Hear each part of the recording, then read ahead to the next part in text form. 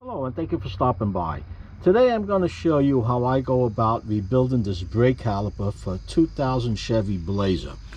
What helped destroy this caliper, besides all this rust, was the flexible brake hose let the fluid come into the caliper and held the caliper closed, and I ended up driving home one night with one brake that was locked and dragging. So besides ruining the pads and all the other damage it did, the rubber boots around these pistons were completely destroyed. Now, I believe these things were probably on their way out for some time.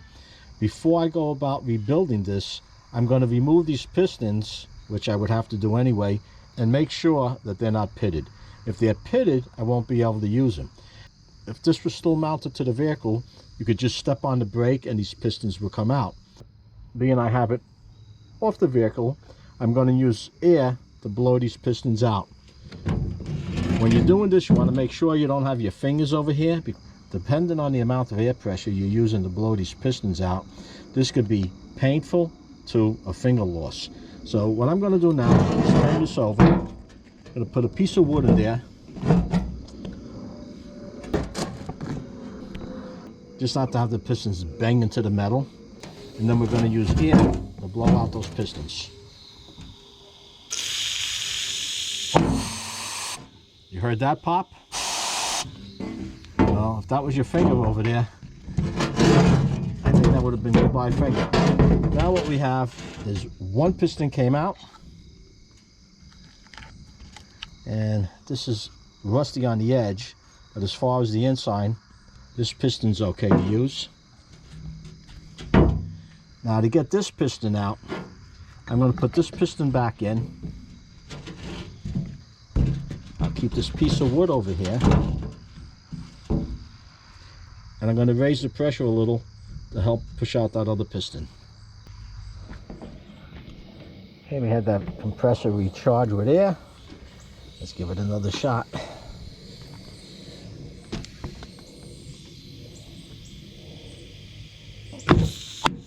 There we go.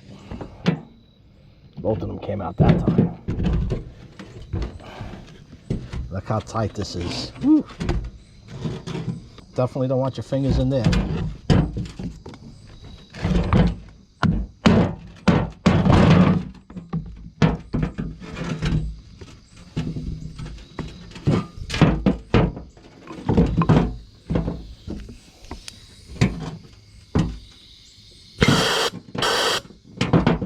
Okay.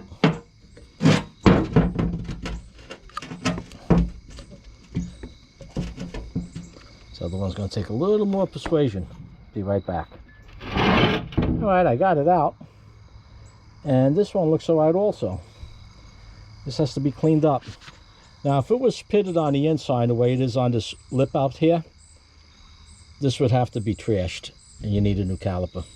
You can actually buy the pistons, but for what they charge for the calipers now on these rebuilt ones, years back they were a little pricier. But if you had to buy the pistons with the sale kit, it's still a money saver for you if you have the time to do this. Now this caliper is pretty crusty, but everything under that Blazer looks like this.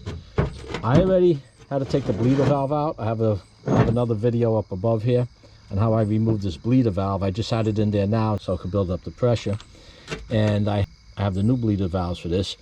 All the parts that I use for this, the brake cleaner, everything else, will be in the description down below. Just a little commercial here. I have these parts linked to my Amazon storefront. If you buy any products, whether it be these products or you go to Amazon through my site, I do get a commission on some of the products that you buy online. It's no additional cost to you, and it does help me support this channel. And I do appreciate it if you could use that link when you shop online. Okay, so my next step now is to clean this all up with a wire wheel. I'm going to clean this all down. I have to remove this inner ring over here. It's going to be replaced with new rings.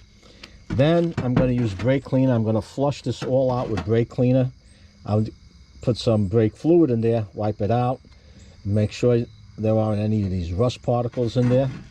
Once I have this all cleaned up, I'll be cleaning up these pistons, just buffing these up a little bit. I'm going to try to remove some of this rust on the outside.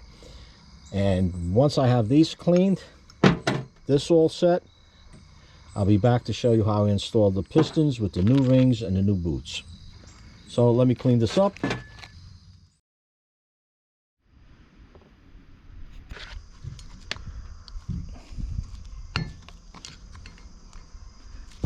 This may have to be done on the other side also. These are the original calipers, and again, it's a 2000 Chevy Blazer. Up here in the Northeast, we get a lot of salt in the wintertime. Up until just a couple of years ago, during the winter months, I was driving this around. Now, I don't know if this has a metal ring in here. It looks like it does. The new ones didn't come with a ring. Is this still in camera? Well, here's the new ones. The new boots didn't come with a ring, but this looks like there's a ring in here, and I don't want to destroy it. Maybe I can reuse it? I don't know. We'll see. Sometimes when you're buying online, you know, they say it fits your, it's for your vehicle, and come to find out later, whatever the part may be, it's really not for your vehicle. Yeah, this is a ring in here that holds that down. See if I can pry this up without destroying it. I know why that rubber boot wasn't coming out. The camera picked this up right around here. Oh, you see that? See this? Okay.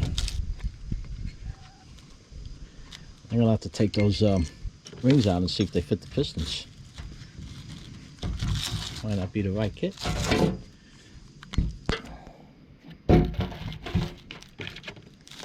Working behind the camera, I gotta watch I don't punch it and knock it over as I pull this out here.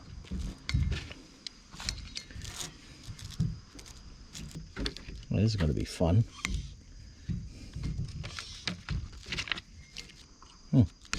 This isn't what I was expecting. Now this all has to be cleaned in here. If you're doing this job, and you could get one of those little wire wheels to get in here, brass probably be good because you don't want to scratch this up. That's what I would use. I thought I had one in one of the drawers, but I don't. So what I'm going to do, if I get this ring out, I'm going to use a little sandpaper and clean this up in here, both sides. Then I'm going to use the brake cleaner, wipe it out, hit it again with brake cleaner, and then I'll put some brake fluid in there to lubricate it all, make sure I have all the particles out. Blow it out with air from the top. This bleeder valve I already got out. It's in the previous video, how I got this out. This was rusted in there. So I'll blow the air through. For now, I'm going to concentrate on getting this ring out, cleaning the cylinder out on the inside. Once it's all cleaned, I'll be back to show you how I reinstall the pistons with the seals and with the boot. And don't forget, there's this other seal back in here that has to come out. This won't be a problem getting this out. My concern right now is this metal ring right here, all the way around. All right, this was no problem at all. I wasn't sure about this ring because the new kits didn't come with a ring. So I took the new boot out, and I noticed the new boot near the edge was real hard. Didn't want to cut it open. It's a new boot. And from the looks of it, it looked like the boot had a metal ring inside of it. So going under that assumption, I just used this little screwdriver. I tapped this little screwdriver under the ring, and then I used the larger screwdriver and pried it all the way out. Now with this one, it looked like it might have been that way, but this one tells me for sure. You see, here's the boot, what's left of it, and it's attached to that ring. It's all one piece. So if you have this set up and you're trying to get it out, just get a thin screwdriver to go underneath. You don't want to gouge anything out. Tap underneath and just carefully pry your way around, and this will pop off. No need to be tearing at that boot like I was originally. So just go right for this and it'll come right out. Wasted a little time on that, but I learned something. Hope it helps you. So I'm going to finish cleaning this up, and then I'll be back to show you the installation. All right, I have it cleaned up. I used a little sandpaper in here, cleaned this out, cleaned out around this ring. Came out pretty decent. I used compressed air to blow out all the dust that was in there. Cleaned it out one more time with the sandpaper. Used the compressor air again. Then I used brake clean. I sprayed the brake clean into where the banjo bolt goes and where the bleeder screw goes. And then I dumped it out. Then I sprayed it this way and let it pour out through the back. Wiped it out with a rag. Sprayed it all over again. Then I used the compressor air again to make sure there wasn't any little particles laying around in here. Coat this with brake fluid now, and then I'll get the pistons back in with the seal and with the boot. But before I do that, I just want to clean up my table over here. I want to get rid of the compressor and the air hose, and then I'll be back to show you how I install that. I spent a lot of time on it trying to show the best way or the least difficult way to get it on. Well, I'm going to show you how I got this on. A big point, you want to make sure that all this in here is absolutely clean. This is an extremely tight fit. After all, you have hydraulic pressure pushing out on it. You don't want it leaking all over. You want to get any little piece of rust or debris out of here. The slightest little bit will mess you up. That's what happened over here. Now, there's several different ways you can install this. I'm going to show you what I did over here, and I found it to be the easiest route to go. Oh, I don't believe I showed it on the video before. To clean inside of here, I didn't have a small wire wheel that would fit, so I have the sandpaper. It's actually it's a sanding belt for a small sander. So I rolled up and I stuck it in there and just spun it around. I kept going back and forth, and I made sure I cleaned this out well. You have to get everything out of here. So without explanation, let's get this started. I'm using brake fluid as a lubricant. Pour a little bit into this cap, close this up, and now we'll get started. Oh, these pistons have a real snug fit when you try to get it in. See how easy it is to get in there now?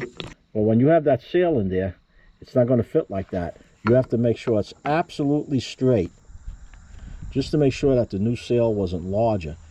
I installed the old seal back in, tried to get the piston in that way, and it was the same problem. So this is an extremely tight fit once the seal is in there. Don't let that throw you off. Just telling you ahead of time. I wet my finger here.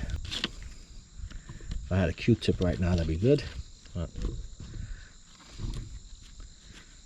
Okay, this is a little tricky in here, but it will go in. It seems like it's too large to fit into the space, but it will fit. It takes a little bit of patience. Oh, maybe a lot of patience. This seal is square. You want to make sure you don't roll it over. Here's where it gets a little tricky.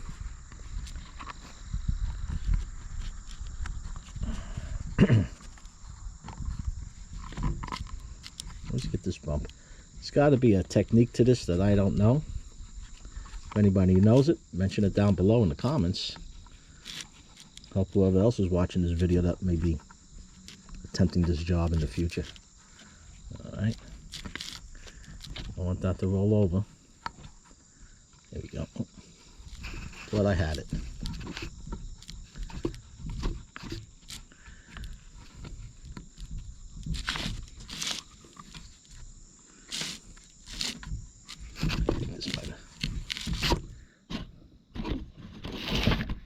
There we go. Want to make sure it's not rolled over anywhere. Alright, now I'm going to lube this. Lube the cylinder.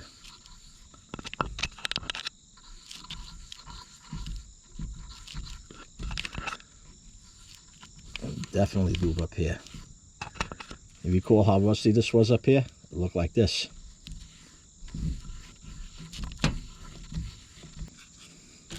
When you install the boot, you want to make sure it's going in the right direction.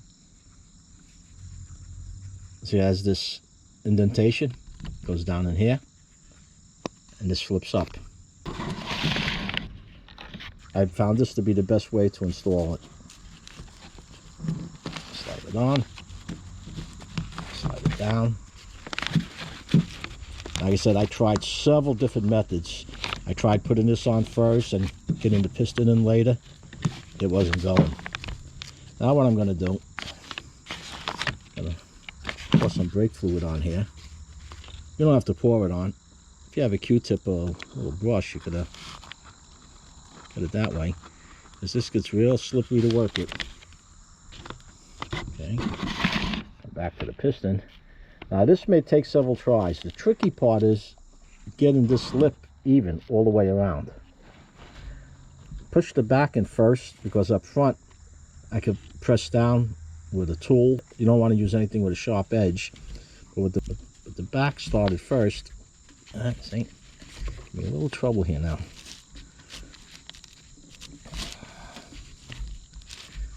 We'll try something here.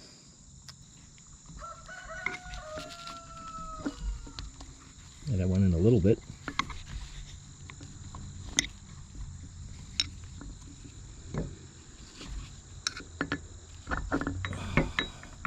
Now the back is in. We're almost there. Using this, the back of this carpenter pencil.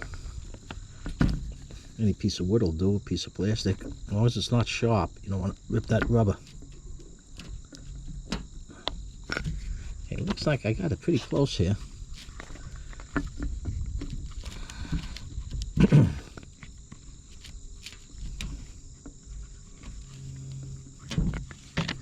And now,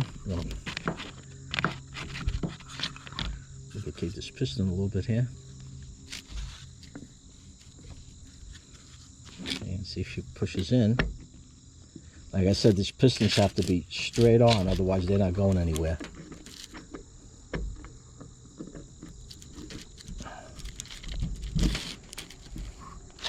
You know, I used the tool before, but should be able to push this in by hand. Oh, you want to make sure you don't have these sealed off. This would be open anyway. The banjo bolt that goes in here. But you have the bleeder valve. I have bolted them out.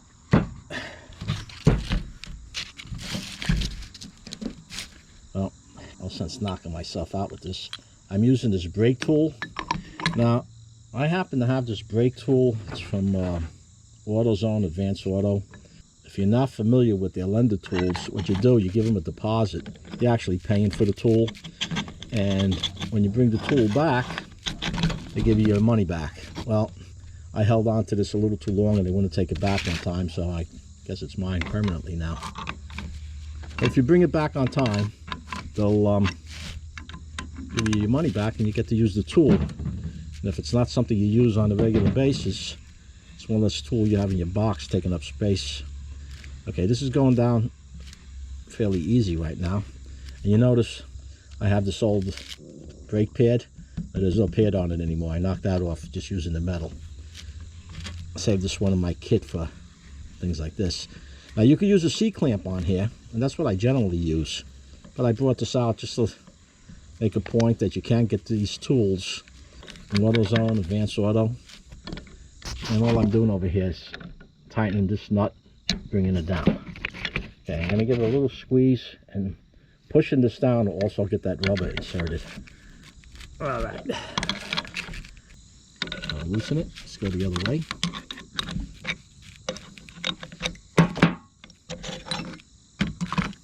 Pull this out. Just a little investigation here. This is down all the way around the back, and the boot is in that lip that's in the piston. What I'm going to do, I'm going to turn the compressor on and pop these up just slightly, just to make sure that that boot is in there. I don't know if this is down all the way. This could go down a little bit more or not. Well, let me get that compressor on. I'll put a piece of wood in here so these pistons don't shoot all the way out. We'll make sure the boot's on all the way around, and that should take care of this. Be right back.